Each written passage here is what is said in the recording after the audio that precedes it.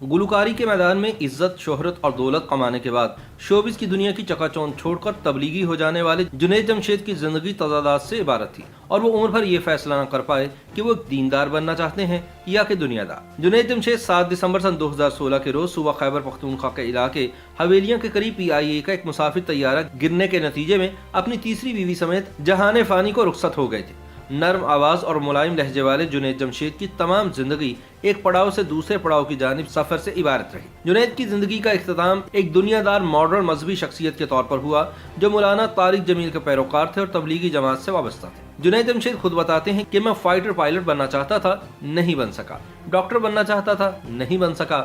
Engineer बनना चाहता था, नहीं बन सका। गुलकार नहीं बनना चाहता था, लेकिन बन गया। जुनैद गुलकार बने और ऐसे गुलकार बने कि सन 2003 में BBC के एक सर्वे के मुताबिक इनका मिल्ली नगमा दिल दिल पाकिस्तान दुनिया का तीसरा मकबूल तरीन गीत करार पाया। लेकिन जुनैद गुलकारी के पड़ाव पर भी नहीं रुके।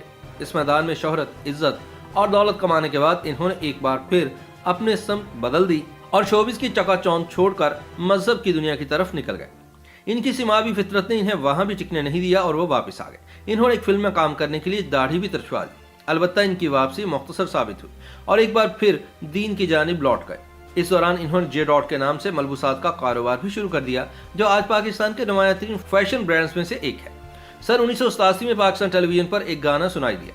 4 लड़के खुली जीप में बैठकर एक सब्जादार में आते हैं और गाना शुरू कर देते हैं। इन्हीं के दरमियान सब शर्ट और सफेद पतलून में मलबूस एक दुबला पतला नौजवान भी है जिसकी आवाज धीमी और मुलायम है, लेकिन इसके बावजूद आवाज, शायरी, मौसीकी और इन सब से बढ़कर कुछ ऐसा जोश जज्बा है कि सारी चीजें मिलकर ऐसी केमिस्ट्री पैदा करती हैं कि यह गाना मुल्क के हर दिल में धड़कने लगता है।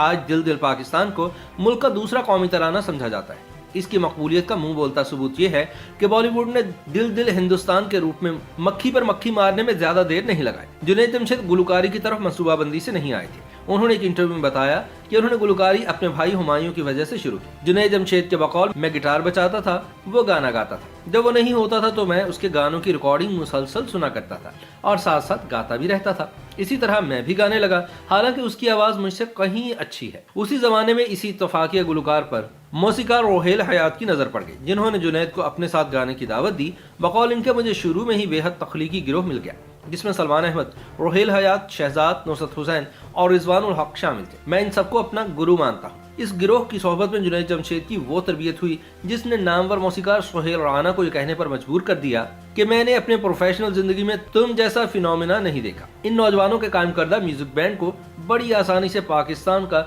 मकबूल तरीन म्यूजिक बैंड कहा जा सकता है, लेकिन जुनैद की फितरत में करार नहीं था। वो कहते हैं कि तमाम तर इज्जत के बावजूद मुझे अंदर से कमी का एहसास सताता रहता। इनकी ये कमी तबलीगी जमात के मौलाना तारिक जमील के हाथों पूरी हुई और जुनैद सब कुछ छोड़कर दीन इस्लाम की आफाकी तालीमात की जानिब मायल हो गए। अब जब जुनैद सामने आया तो सब उन्हें देखकर चौंक गए। चेहरे पर क्लीन शेव की बजाय स्याह दाढ़ी थी, तन पर जीन्स और शर्ट की बजाय कुर्ता और हाथों में गिटार की बजाय तस्बीह और मुंह पर रोमानवी गीतों की बजाय हमदोनात। इनके गुरु शोएब मंसूर ने इन्हें वापस लाने की बड़ी कोशिश की और इसमें किसी हद तक कामयाब भी हुए, लेकिन जुनैद का दिल अब ग्लैमर की दुनिया से भर चुका था। इस बात ने शोएब को इस कदर सीख पा किया कि इन्होंने इसी मौजू को अपनी पहली फिल्म खुदा के लिए में भी छेड़ा। जुनैद की तमाम तवज्जो तबलीग की तरफ मबजूल हो चुकी थी। वो तकरीबन कुल वक्ती मुबल्लिग बन गए और आम दुनिया के अलावा टेलीविजन प्रोग्राम्स में भी दीन की दावत देने लगे। लेकिन चूंकि इनकी बुनियादी दीनी तरबियत नहीं थी, इसलिए बाज़ इनसे गलती भी हो जाती थी। सन 2014 में हालात इस नहज पर पहुंचे कि एक प्रोग्राम में वाज करते हुए इन्होंने कुछ ऐसे गुस्ताखाना कलमात अदा कर दिए कि इनके खिलाफ तौहीन मजहब का मुकदमा दर्ज कर दिया गया। जुनैद ने मुआफी तो मांगी, लेकिन मुल्क में मजहबी जज्बात इनके खिलाफ इस कदर भड़क चुके थे कि इन्हें कुछ अरसे के लिए पाकिस्तान से बाहर जाना पड़ा। जब जुनैद वापस आए तब भी लोगों का गुस्सा ठंडा नहीं हुआ था। चुनाचे सन 2015 में एक ऐसी वीडियो सामने आई जिसमें चंद लोगों को इस्लामाबाद के एयरपोर्ट पर इन पर तशद्दुद करते हुए देखा जा सकता था। मुल्क के लिबरल हलकों को जुनैद जमशेद के औरतों के बारे में तस्वुरात पर एतराज था, बल्कि बाज लोग इन्हें औरत मुखालिफ भी कहते थे। हालांकि मरहूम ने खुद 3 शादियां भी कर रखी थी। एक निजी टीवी को दिए गए इंटरव्यू में इन्होंने कहा कि मेरी तमाम पाकिस्तानी मर्दों से दरख्वास्त है कि वो अपनी बीवियों को ड्राइविंग ना सिखाएं। मैंने भी अपनी बीवी को गाड़ी चलाना नहीं सिखाई। बहरहाल ये मालूम नहीं कि इन्होंने अपनी तीनों बीवियों में से किसको गाड़ी चलाना नहीं सिखाई। कुछ लोग तो ये भी कहते हैं कि जुनैद जमशेद की सारी जिंदगी तजादात से इबारत थी और वो उम्र भर ये फैसला न कर पाए कि वो एक दीनदार बनना चाहते हैं या कि दुनियादार।